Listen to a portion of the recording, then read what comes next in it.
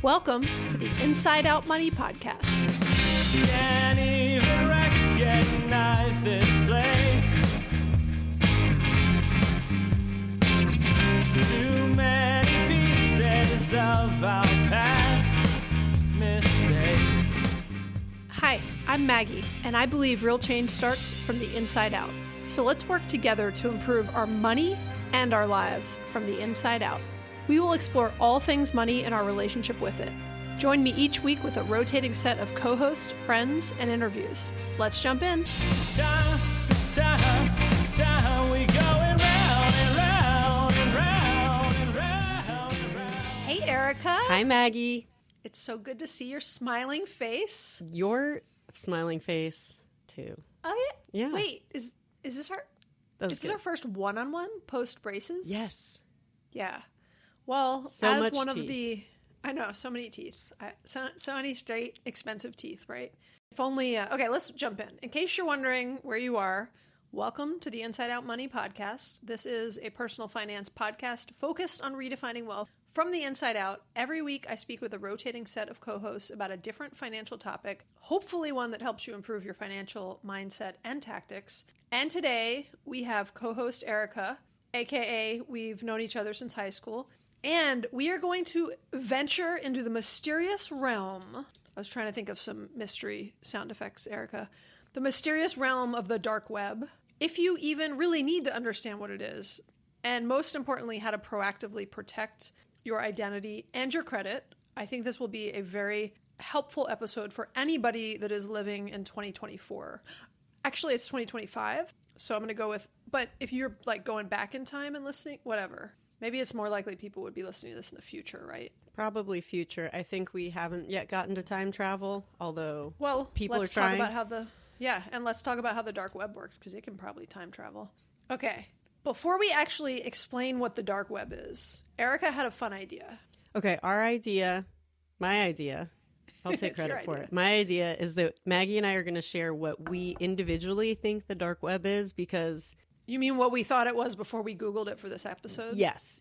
Not like trying to be our own versions of Chat GPT, but what I envision the dark web, because I make a lot of dark web jokes like, where's this link going to take me? The dark web. And then not knowing what that was, but having a visual in my head. So if I could go first. Yeah, I want you to go first, because I think yours is going to be much more interesting than mine. Okay. So for anyone out there, I'll be curious if anyone has watched the show Mr. Robot. It was a fantastic show.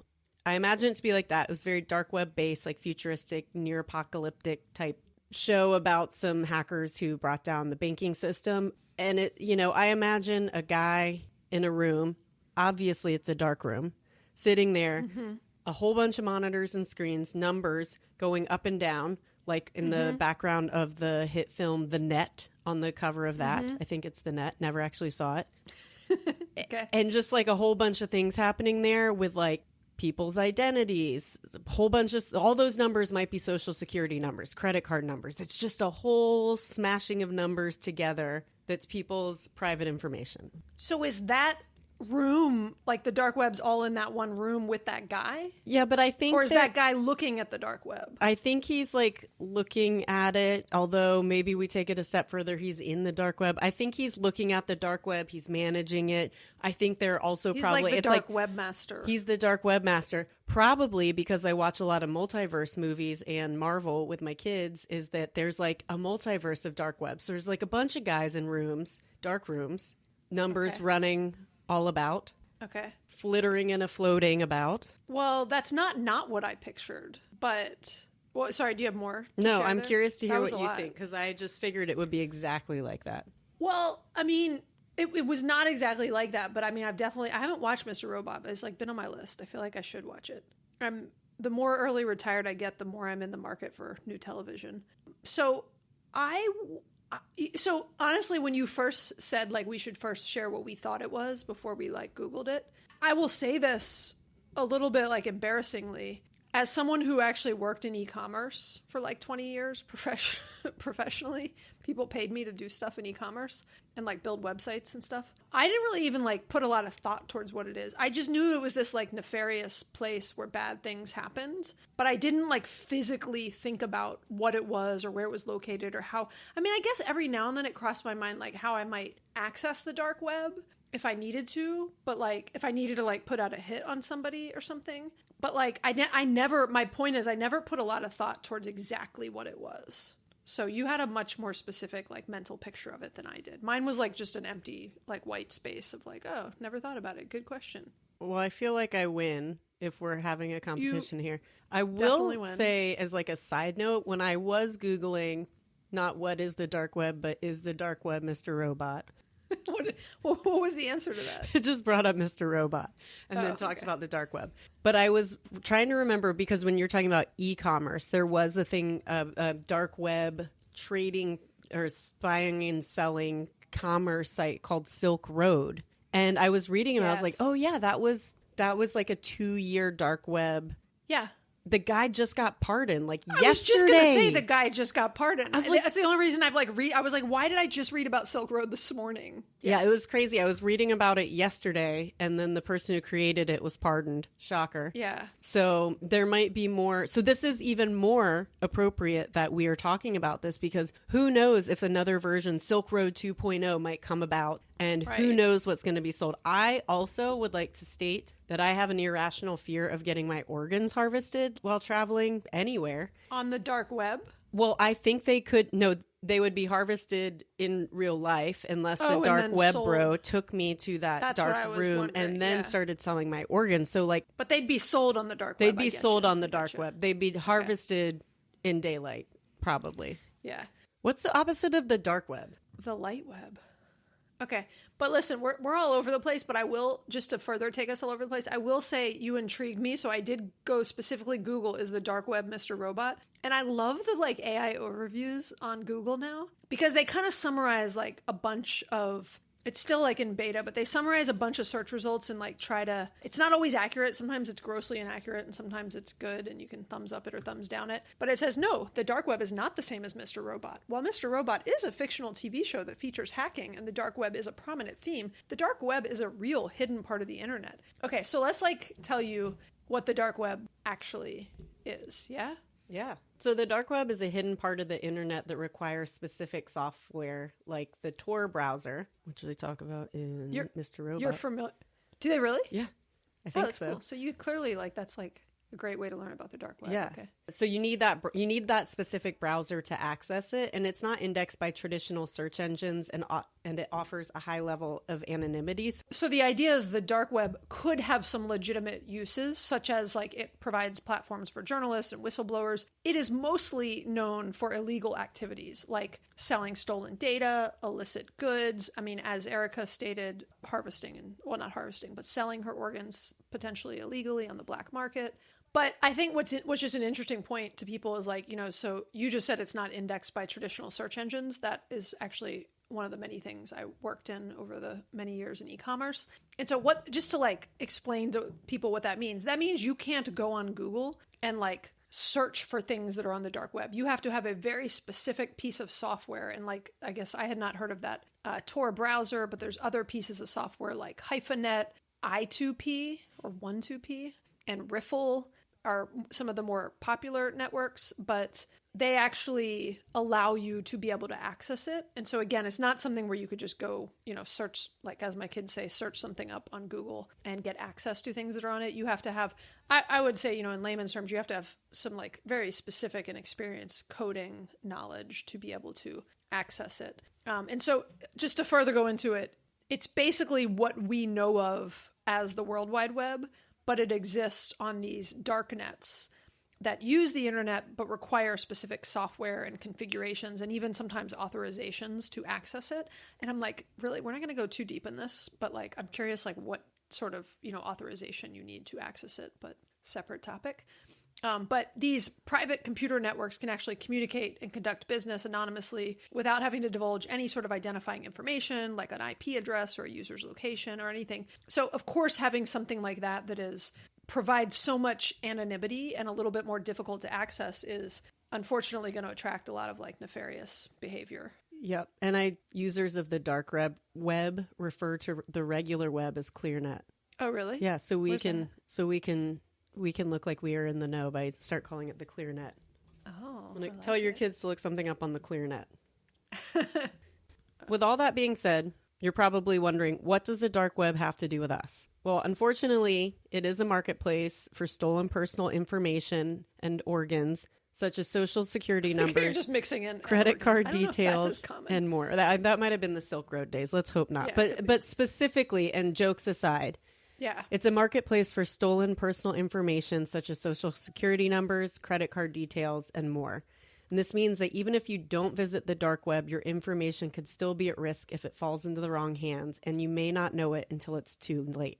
So I wanted to talk about this topic because this actually happened to me. I think I'm not alone in this. Like, you constantly get, a lot of times credit card companies will say like your credit card information was compromised or things like that. But I did get multiple messages through my credit card companies. I received letters in the mail that said your social security number and credit card information was compromised on the dark web. Seeing that in like hand typed mail that said, I was like, yeah, if it was handwritten, that's sketchy. and it was actually cut out magazine letters. Was that weird? Should I have sent them the cashier's check? It was, when it's like taken to like multiple ways to make sure that they get in touch with me, and it says your information was compromised on the dark web. That was really scary to me. So I kind of Googled, I went to the ClearNet. I binged, let's give Microsoft a shout. I binged Now data hack, data breach, and there had been a data breach like around the same time that this letter was sent. And so it did walk through steps, which we're going to walk you through, of what I needed to do, which the reason why we said you may not know that your information has been breached until it's too late is I didn't know. And so these steps that I took afterwards are things that I should have done a while ago to protect myself from the nervousness, the fear. Like every time we shop online or do anything online, we're just putting in our personal information. Yeah, no, I totally agree.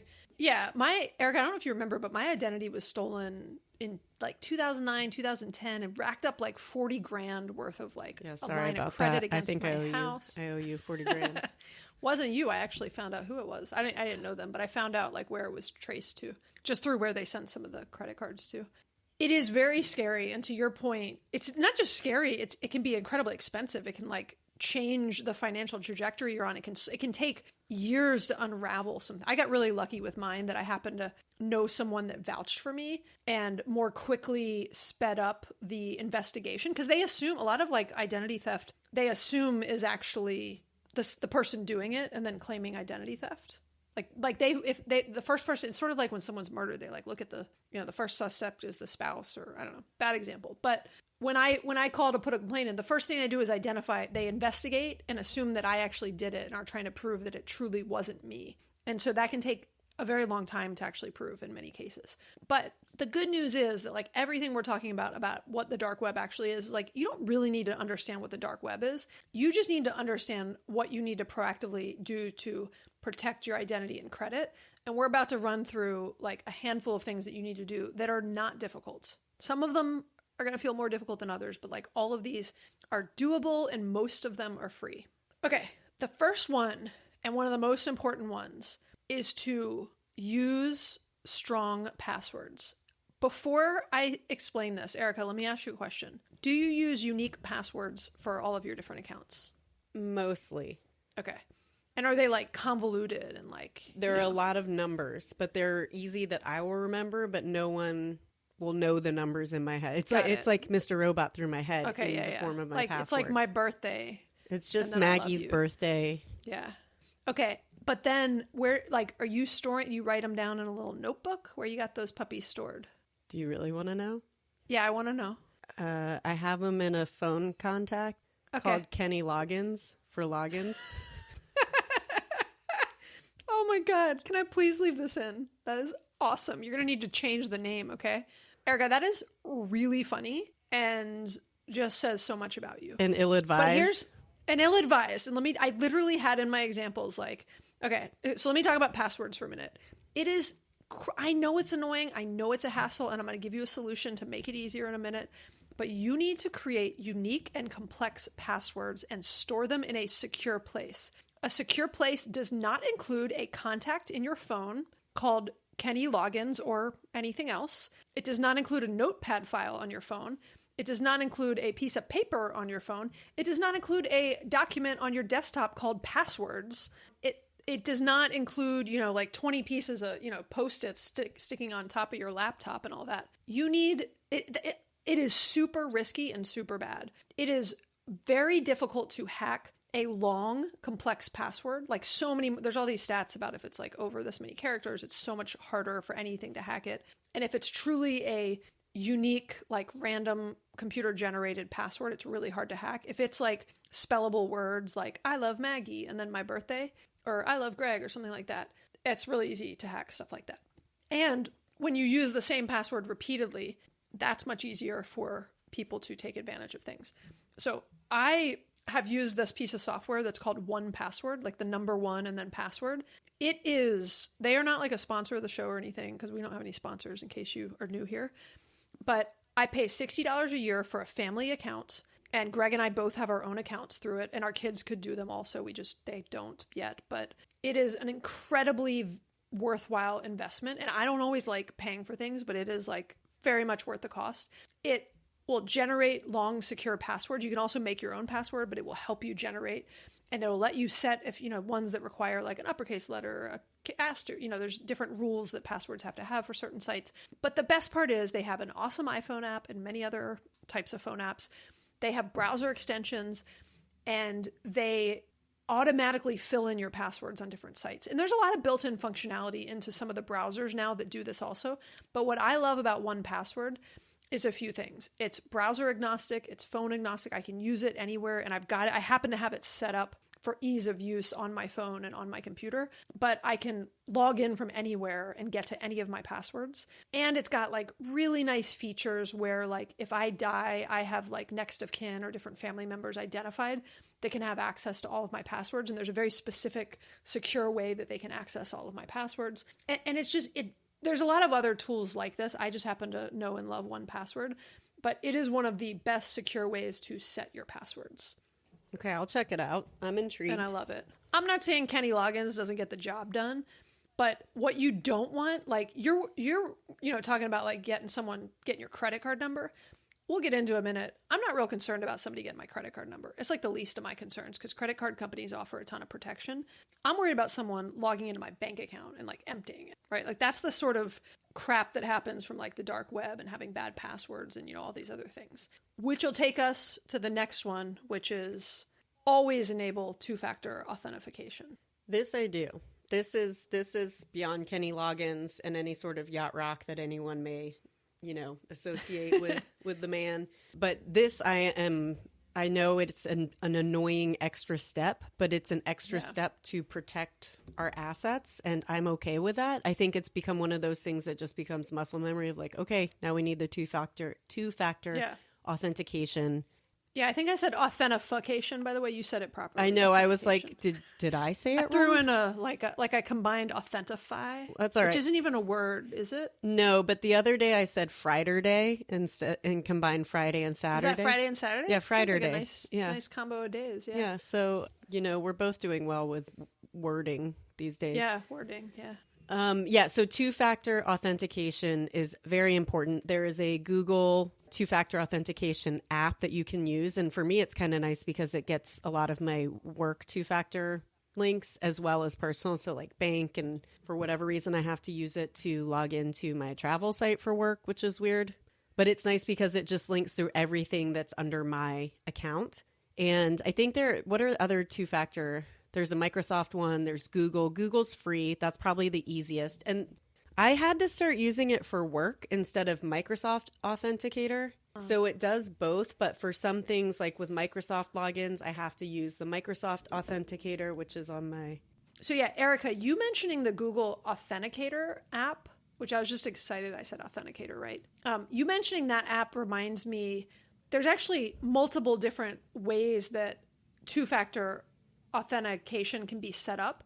A lot of times, like, what I'm used to doing is it's set up directly with whoever I'm logging into. So with Bank of America or with Venmo or, with whatever app all of my banking apps and all my brokerage apps. And you want to turn it on. Some of them require it now, and some of them it's optional. And you might think, like Erica said, oh, it's easier if I don't turn this on. But you want the extra hurdle and hassle because it can be literally what stops your bank account from being emptied someday, which to me is like the biggest fear of, all this stuff. But what Erica was even talking about are, there are some third-party authenticator apps that help do this for all of these sites also.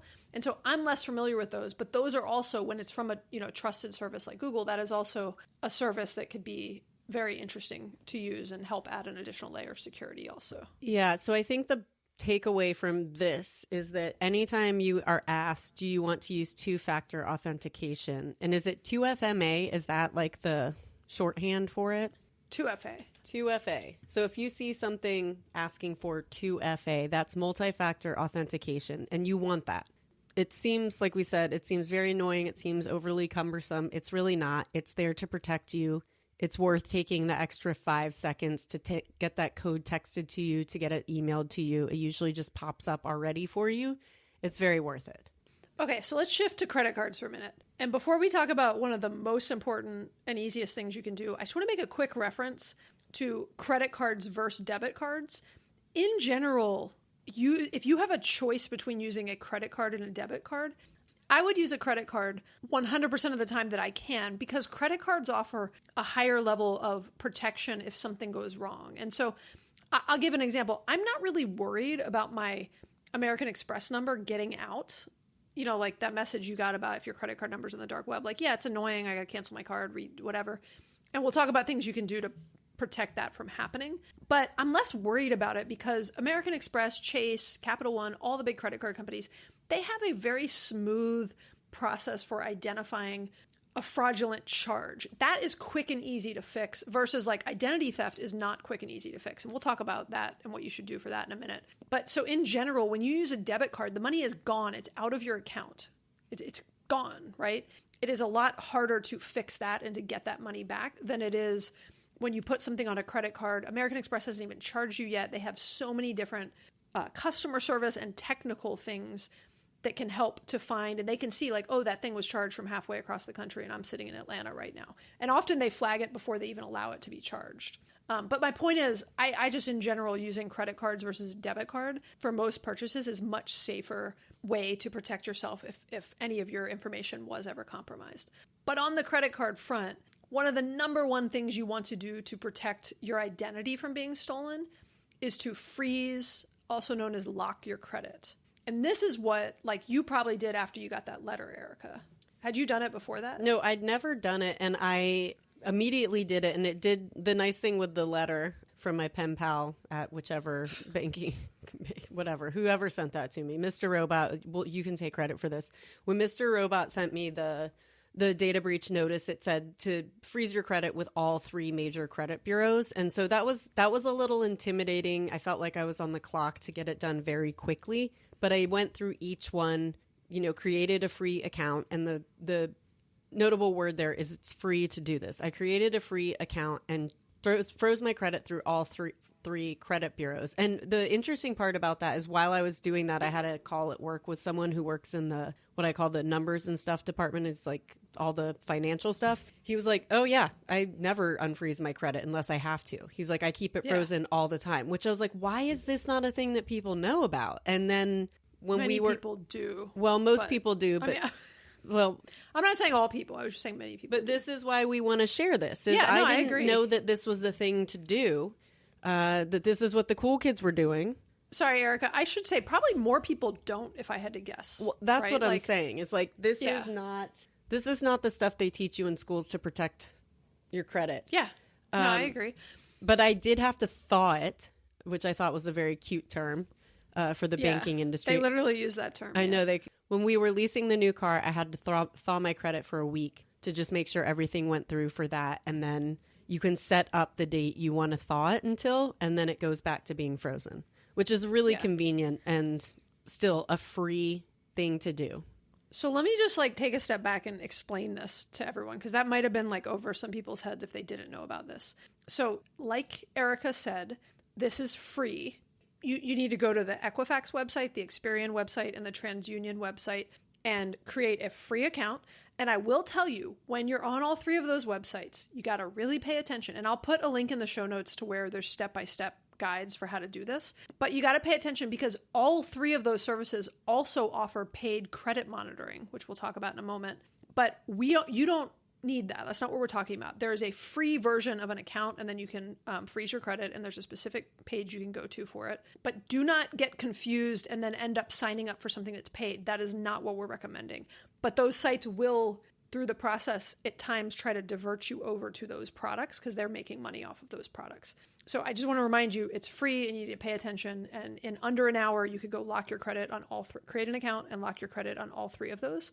And like Erica said, when you need to have someone run a credit check, you then can go thaw it out. I will go thaw it out for 24 hours when I'm applying for a card for like travel hacking or something. And then I'll go refreeze it right away.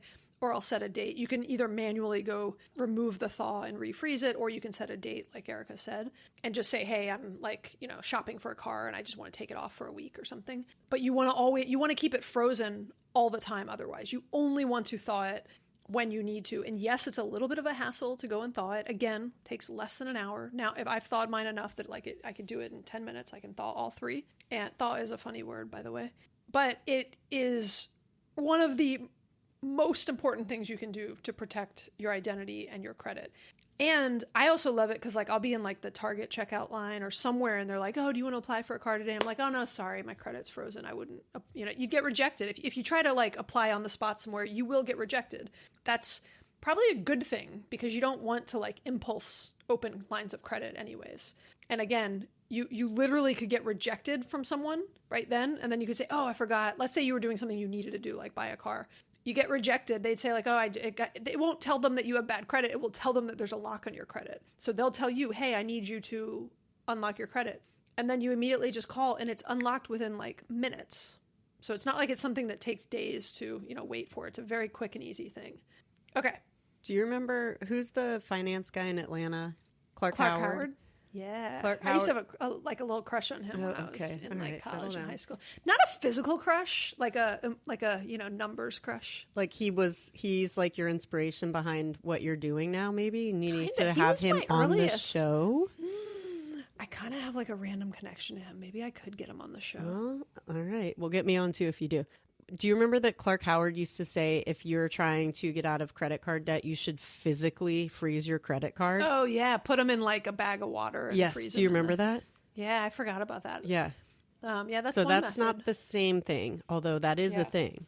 Yeah. You could also, that's a different way to freeze your credit, I guess. Different problem and solution you're solving for there. So. And another important thing to do is monitor your credit reports. You can regularly check your credit reports for any unauthorized activity.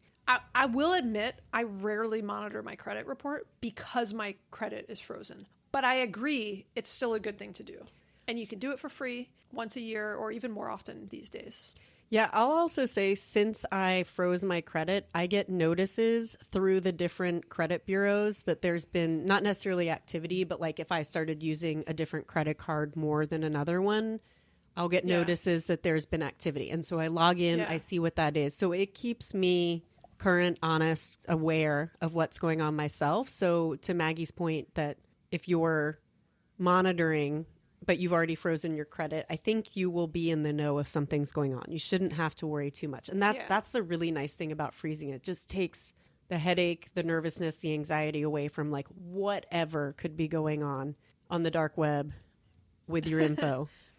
Yeah. And you should, even though I say I don't check it because mine's frozen, like you should check it every now and then, right? Again, we'll just cut to the chase on like the credit monitoring service opportunity. You could pay for a credit monitoring service, and if that is like something that gives you peace of mind and it's important to you, go for it. I don't personally think it is worth it. And we did a whole Friends on Fire episode that is literally called, Is Credit Monitoring Worth It? And we answered that question in there. And then also sometimes if you're a part of a credit breach, like you get the kind of letter you got, Erica, they'll actually offer you a free paid service for like a year or two because you were part of a breach that was kind of like on their watch. So I know Greg just signed up for something and got like 2 free years of a paid monitoring service. Well, he's not having to pay for it, obviously. But that's like the only time I would sign up for a service is if someone's offering it to me for free. But otherwise, you just can go proactively check your credit. Once a year maybe is a best practice, and you can get a free report at annualcreditreport.com. There's also a ton of other places like apps and like Credit Karma, Credit Sesame. Some of your banks offer free credit reports and scores and things like that. And, certain financial apps will also provide that. Mint used to provide it, which is Credit Karma now. But there's a lot of different places you can get a free credit report if you want to check your credit. But again, I'd focus mostly on making sure you freeze your credit. That's the most important thing. If you take one thing away from this is go make sure your credit is frozen at all 3 credit bureaus. Okay, so the last piece of information and advice we have is probably the most important one. Just in general, be cautious with your personal info. It's a different world out there on the ClearNet these days, and it's really important for all of us to avoid sharing any sensitive info online or over the phone. I mean, there are a lot of people acting as other people, so validate who you're talking to, and don't be afraid to ask why people might need personal info. I mean, if your spidey sense goes up or your hackles go up, stop what you're doing and do a little research before you continue. Nothing is so important that you need to provide someone all of your personal information, including a social security number, in an unvalidated manner. Yeah, I'm just super careful. Like, be careful about what you text to people. I mean, I know you always get those messages that are like, when you do 2-factor authentication that say, don't share this code with anyone. Every time Greg will like log into Amazon or something, he's like, what's the code? I'm like, Greg, sorry, it said I can't share it with anyone. But like, really don't. I'm always telling my mom, I'm like, don't ever tell. I know I call you and ask for a code or something, but like, that's because I'm helping her like log into an account. I'm like, do not ever tell. I don't care if they have some reason that sounds logical. Don't ever tell anyone that code, because there's just a lot of really weird scams. Like, I actually remember, Erica, we did an episode. It was such a long time ago. It was like 60 plus episodes ago. Oh, wow. I remember it well. Yeah. Episode 34. Can you so well you could tell me the title right now? Predatory marketing tactics and scams, how to spot and avoid them. Well, I remember because you told me the story about your friend's mom that was horrifying. Oh, right. Yeah.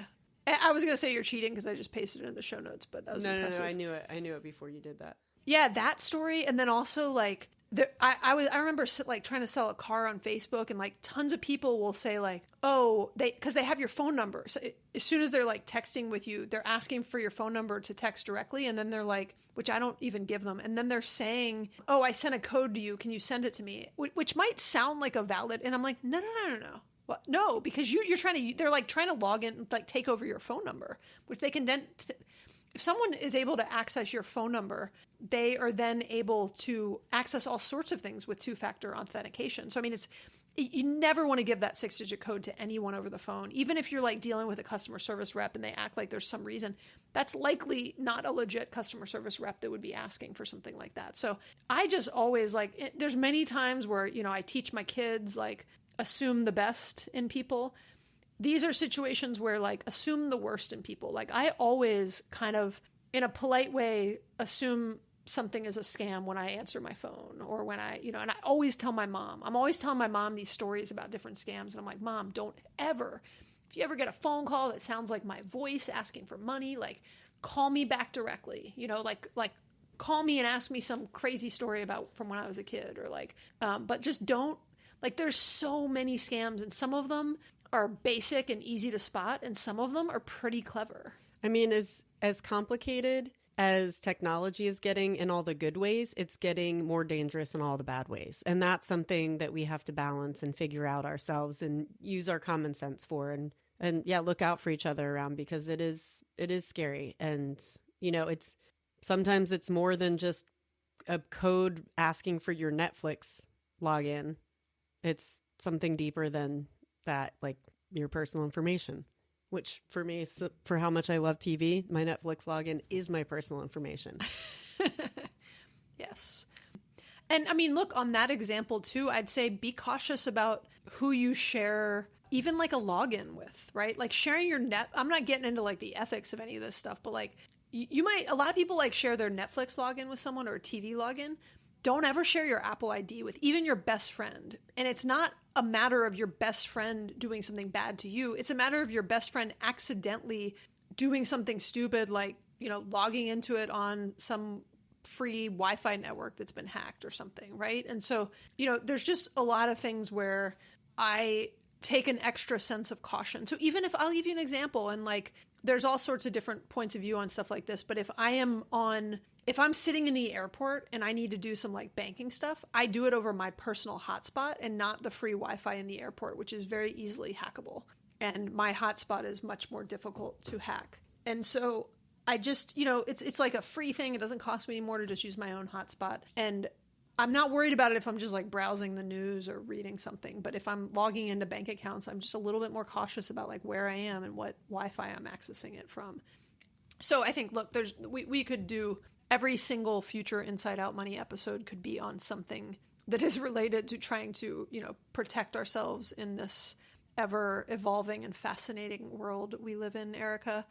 But I hope this discussion is helpful for, you know, some of the things that you really should be doing to protect specifically your identity and your credit, which are very important.